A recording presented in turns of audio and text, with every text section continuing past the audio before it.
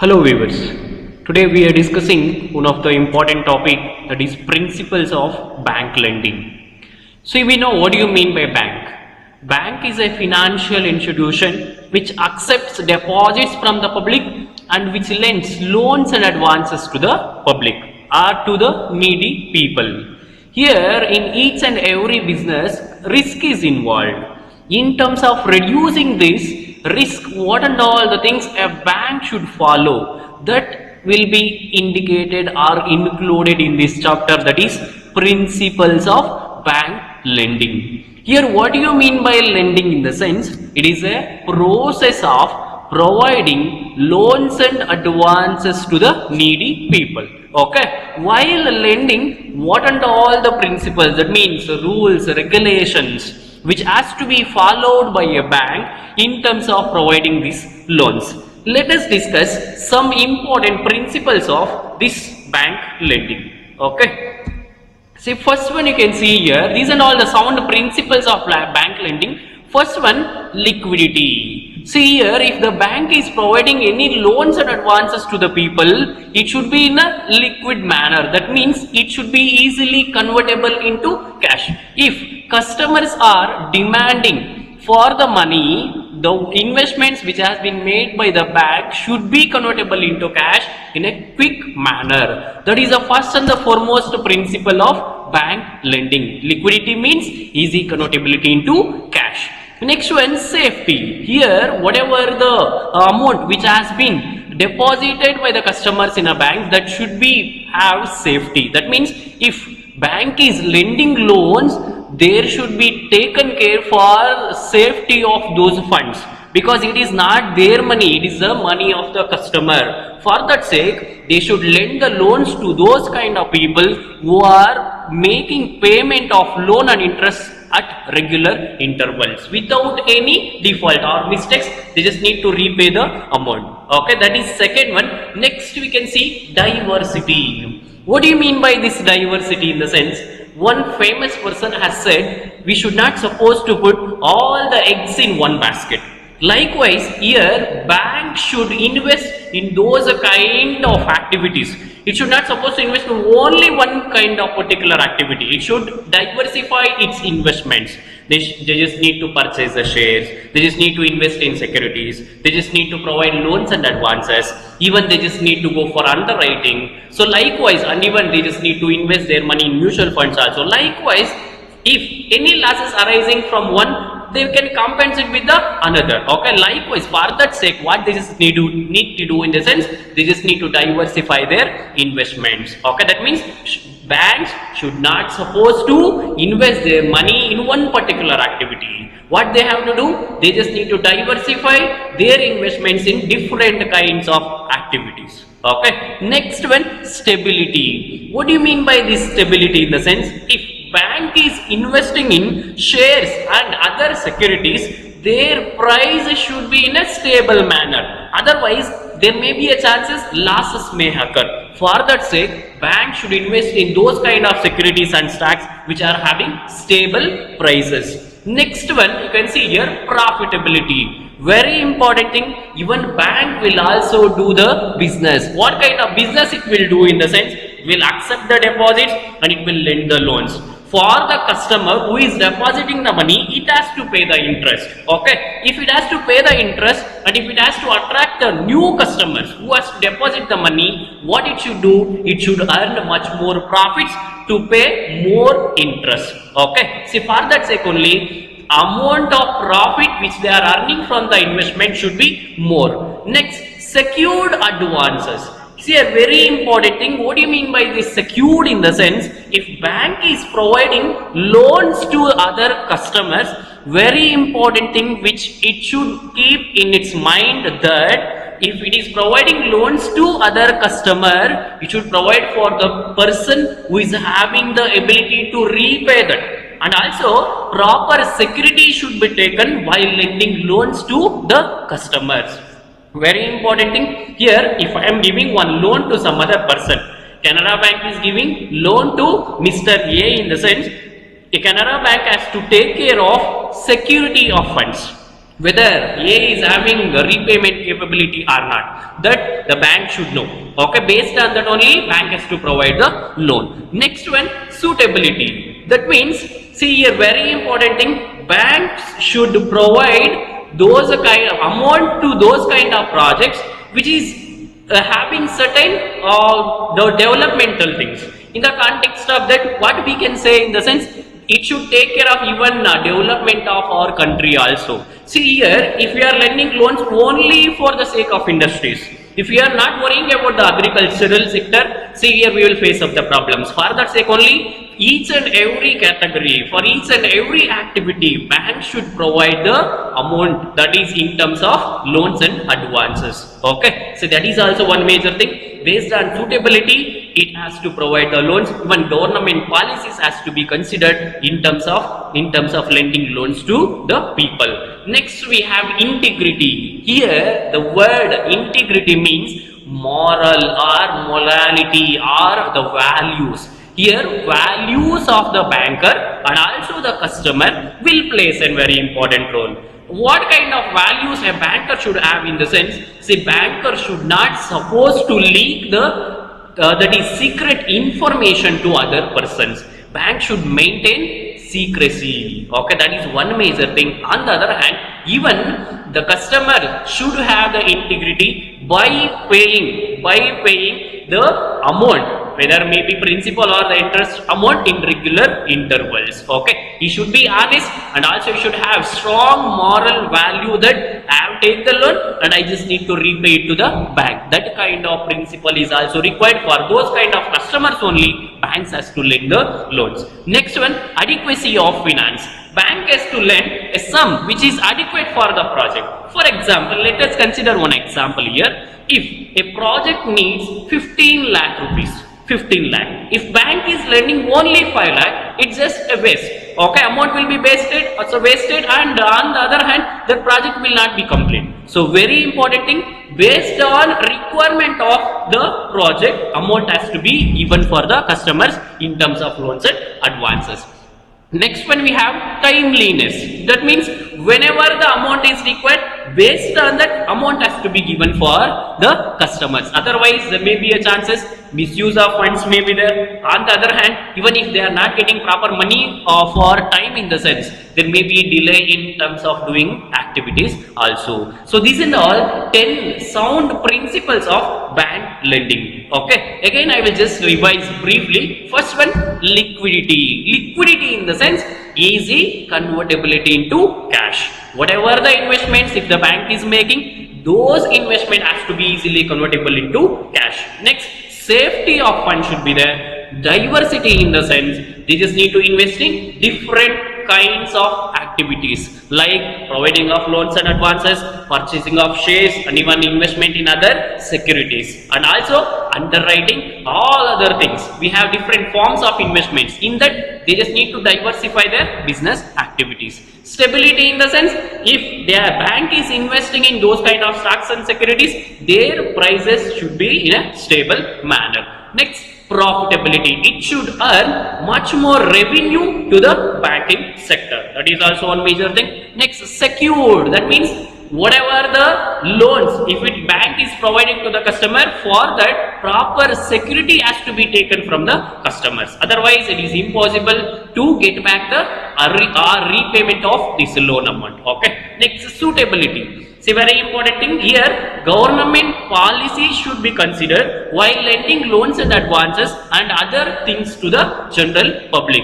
Here, if something benefiting for the society, for those kind of projects, bank should lend the loans. Next, integrity, already have said, being honest and also having strong moral values. A customer should have strong moral values and he should be honest in terms of repayment of amount. Bank should maintain secrecy. Okay, that is in these kind of things, integrity is also one of the major important principle of bank lending. Next, adequacy of finance. That means how much amount required for the project, that much amount of money bank should provide for the customer. Timeliness, based on proper time, the amount has to be given for the customers. These are all 10 principles of bank lending. One of the important question which may be asked for 14 marks. Please do concentrate. Next we have types of bank lending. So here we can see clear loans. See, in loans we have two types of loans. One is demand loans and term loans. Here demand loans in the sense the loans which has been given for working capital requirements. See, very important thing here, if the business, if they don't have the money for day-to-day activities, they can get these kind of loans, and these are given for short period of time. When it comes to the term loans, see, these and all not given for the working capital, some other purposes this amount will be given. Here the term loans has been segregated into three: short, medium and long term. Short in the sense less than 1 year, medium in the sense more than 1 year, less than 5 years, long term in the sense more than 5 years. Okay, like this kind of loans the banks will provide to the customer. Next one, cash credit. Here you can see cash credit is a financial arrangement which has been provided to the business sector, where amount will be given, like loan will be given for the business units in terms of meeting this working capital requirements, and here pledging of current assets is very much essential for providing these kind of loans.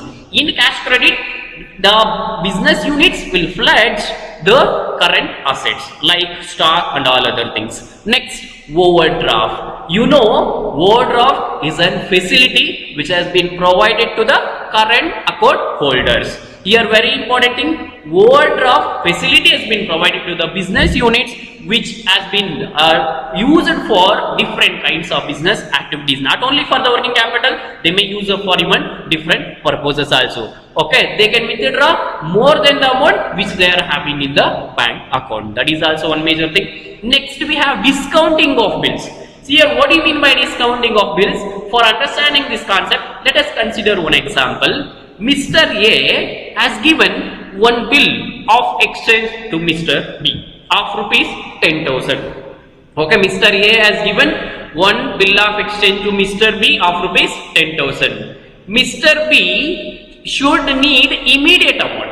Okay, immediately just need the amount. What he will do in the sense, that bill of exchange, what he will do, he will just give that to the bank and he will get the amount of that 10,000 by reducing certain amount. This we will calling it as discounting of bills. This arrangement will be done by the banks only. Bank will accept that bill of exchange. It will collect the amount from Mr. A, but entire 10,000 they will not make. They will not provide to Mr. B. What they will do in the sense, they will reduce certain amount. 500 rupees, 10,000 minus of 500, 9,500 rupees will be paid for Mr. B, as he just need immediate amount. Okay, next, purchasing of bills. See here, purchasing of bills in the sense, either may be bill of exchanges or even checks or all other things. There may be a chances, and even certain treasury bills which has been given by or issued by the government. Those kind of bills will also be purchased by the banks. That is also one of the major thing. It's just like an investment which has been made by the banks. Next, letter of credit. Very important thing in terms of doing international business. It is a guarantee which has been provided by the importer bank to the exporter bank to provide guarantee or assurance of making the payment. Let us consider if Mr. A from India is importing certain goods from USA, Mr. B. Okay, let us consider this example. Mr. A from India is importing certain goods from Mr. B from USA. In that context, Mr. A has to give certain assurance for making the payment to Mr. B. Otherwise, Mr. B will not sell the goods. In terms of that, bank will help out Mr. A by providing one document called letter of credit. Okay. Next, bank guarantee. Here we know the concept of this underwriting. Likewise, bank will guarantee the business units to get this minimum subscription of capital also, like this kind of things. And even sometimes even banks will also provide guarantee for the customers to provide these loans and advances also. These are all types of bank lending. Next we have, see, in the context of this bank lending, four major arrangements we just need to discuss. In that, first one is lien. See, while discussing with the functions or functions of these commercial banks, bank or rights of these commercial banks. See, bank will have general lien. For example, let us consider one example. Say Kumar is a person who is taking this gold loan from one bank. Okay, he has pledged one chain, one bracelet, and even one other things also. He has took 5 lakh rupees of loan. Okay, see, if he is paying 2 lakh rupees, the chain will not be given back. Very important thing, if you are paying even 4,99,990 rupees also, even a single thing will not be given back to you. Entire amount if you are paying, in the sense, all the assets which you have pledged as a surety, that will be given back to you.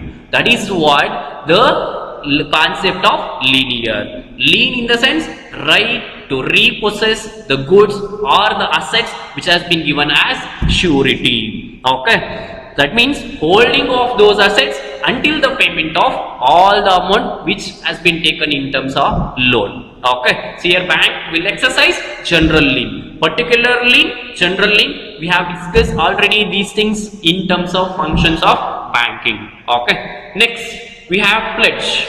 Pledge here refers to what? In the sense, section 172 of Indian Contract Act 1872 defines pledge as a bailment of goods as security for payment of debt or performance of a promise.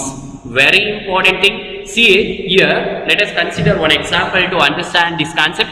Mr. A is getting certain loan from Mr. B. Mr. A has given certain asset as a security. Okay, or certain things as securities, either maybe certificates or goods.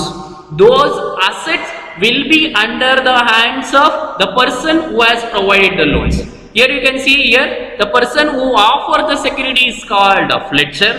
To whom it is offered is called pledgee. See here, whatever the certificates or the goods we have, that will be under the control of pledgee. Okay, this kind of arrangement we will call it as pledge. Otherwise we will not say. Here, possession of assets which has been given as security will be under the control of pledgee until the payment of all the money. Okay, so very important thing. See, general lien we have. So lien in the sense, right to repossess all the assets which has been given as surety until the payment of last installment. Here pledge means, here certificates and goods will be pledged. Those will be under the possession of pledgee. Okay, to whom that has been offered. In that case, very important thing, pledgee will not give back those assets until the payment of all the money. Next we have hypothecation. See, hypothecation, it is used for creating charge against security of movable assets, but here the possession of security remains with the borrower itself. See, imagine I am just getting one car loan from Canara Bank. I am the person who is getting the loan here. Okay, see here you can see I am getting one car loan from Canara Bank. Car will be under my control only. Its ownership will be with me only. But very important thing, I will provide security of those kind of assets to the bank. Okay, here possession of those assets will be under the person who is taking or borrowing the loan itself, but that security will be under the hands of the person who is providing the loan. Here bank will have the security. Okay, that means documents of these cars or all other things will be in the banks, but asset will be under the control of borrower. This is what we will calling it as hypothecation. Last one we have mortgage. Mortgage specifically created against the immobile property, which includes land, building and all other things. Okay, so very important thing, in that context of this we can consider as housing loans and home loans. Okay, in this case transfer is called mortgager, transferor is called mortgager, who is transferring those assets. There is a security relating to buildings and land. That person we will calling it as mortgager. Transferee is called mortgagee, and principal money and installment thereon is called mortgage money. Instrument we will calling it as mortgage deed. Okay, mortgage specifically meant for immovable property. Hypothecation specifically meant for movable property where possession of the security remains with the borrower, whereas pledge possession will be under the control of pledgee. Okay, whereas lien, here the concept of general lien will applicable until the payment of all the amount, even a single security which you have pledged, that will not be given back to you. Okay, these are all 4 arrangements the banks will make while lending loans to the people. Next we have some other very important topic, that is non-performing assets. Already I have said while providing you the introduction, see, business will involve risk. Risk is part and parcel of every business. See, bank will also do the business, will accept the deposits, that deposited amount will be given in terms of loans to other persons for different kinds of activities.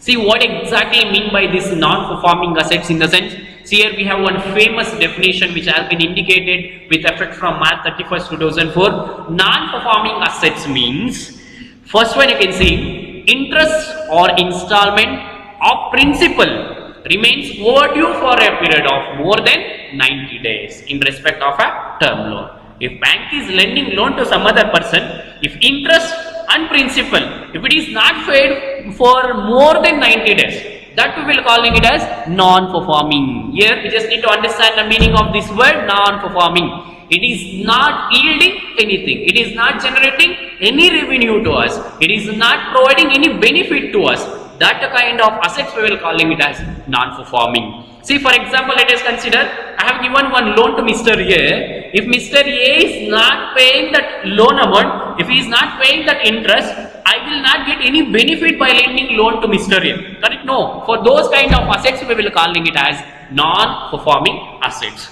Okay, interest and installment money which remains overdue for a period of more than 90 days. Next, account remains out of order, which is, that means the transactions will not be done, or transaction will not be performed for more than 90 days in terms of overdraft or cash credit. We know already, we have discussed what do you mean by overdraft and cash credit. For those kind of, if those transactions has been not performed for 90 days in a sense, for that we will calling it as non-performing assets, because banks will generate much more revenue from this overdraft and cash credits. If the transaction has not performed with these two, the banks will reduce, the bank's profitability will get reduced. Next, the bill remains overdue for a period of more than 90 days in case of bills purchased and discounted.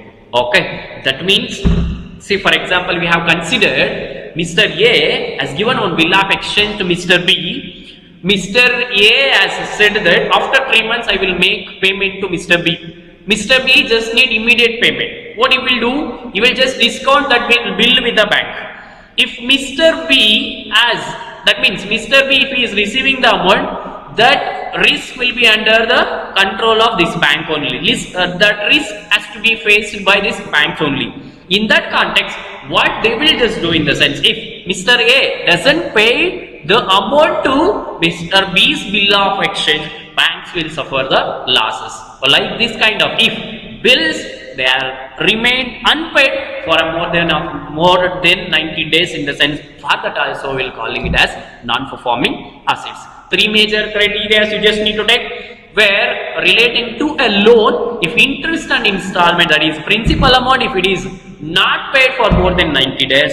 Next, the cash credit and overdraft accounts remains out of order, that means they will not perform any transactions for a period of more than 90 days in the sense, that is also not performing assets. And if bill which has been accepted or purchased, those are not yielding anything for a period of more than 90 days in the sense, for that also we will calling it as non-performing assets.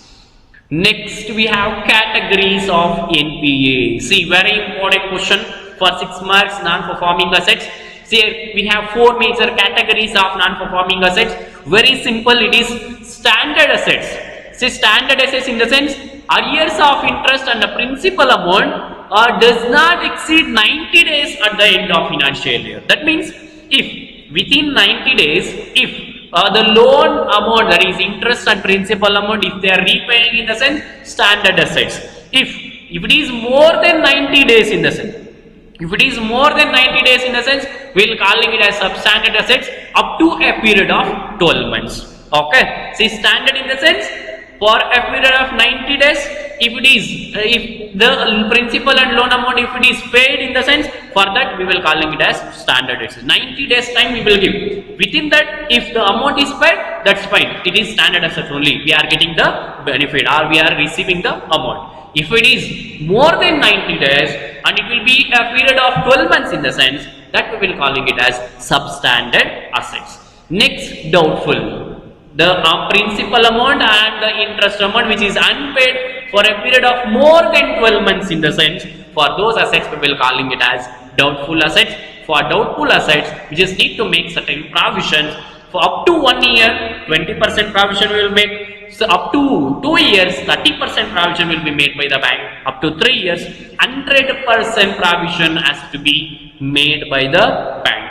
That means that last asset, it will not gonna come back again. That means whatever the amount we have given for the customers will not repay that amount. That kind of assets we will calling it as last asset, which will not give any benefit to the bank. Okay, so while lending loans and advances, bank should worry about the person to whom it is giving or advancing loans. Here, very important thing, credit worthiness of the person.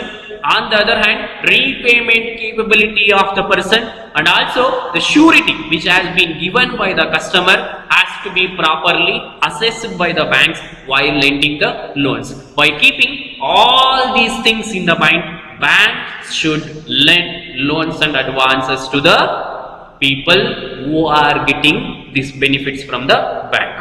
Okay, thank you.